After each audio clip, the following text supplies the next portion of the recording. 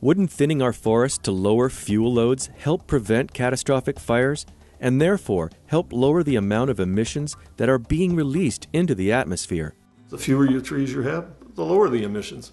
So if you thin your forest and a fire gets into it and it doesn't destroy the forest and it burns what's available to burn, the emissions are going to be very minor by comparison to a forest that's so overcrowded with trees that it burns catastrophically. Nolan Colgrove is a tribal forester for the Hoopa tribe in Northern California.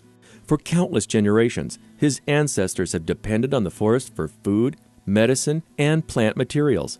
The forest has always been sacred to them. Today, they are working to restore their forest to its ancient condition.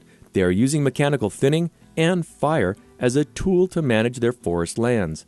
In our society, women had a large part in doing basket materials and those sorts of things. Lots of stuff with the forest, and they were involved heavily in the taking care of some of the areas where you'd burn for different plant species. Reintroducing fire back into those ecosystems isn't an easy task.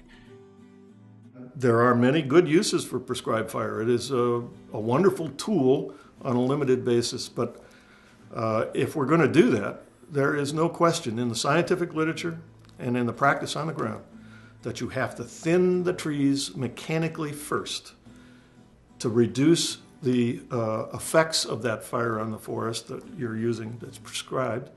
And then you follow that with a prescribed fire, which will just burn lightly along the ground and consume the litter and duff and some of the smaller trees and some of the logs.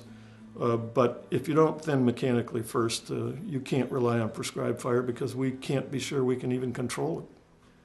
So if you were to thin a forest in a way that restored it to something like a natural forest, meaning a forest in the presence of native people, then you would remove some of the small trees, but you wouldn't do it over the whole landscape. You would do it in a patchy manner.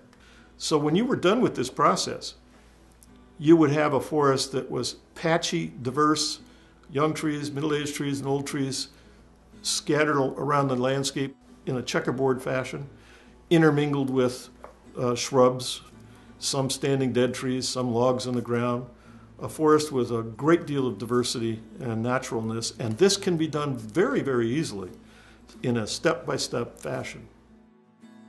The fires we see today bear no resemblance whatsoever to the fires of the past.